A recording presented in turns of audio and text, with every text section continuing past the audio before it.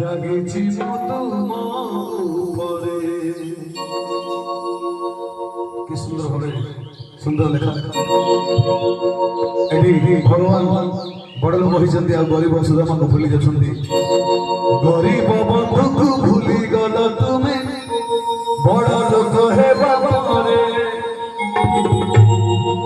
ଗରିବ ବନ୍ଧୁକୁ ଭୁଲି ଗଲ ତୁମେ ବଡ଼ ଲୋକ ହେବା ପରେ।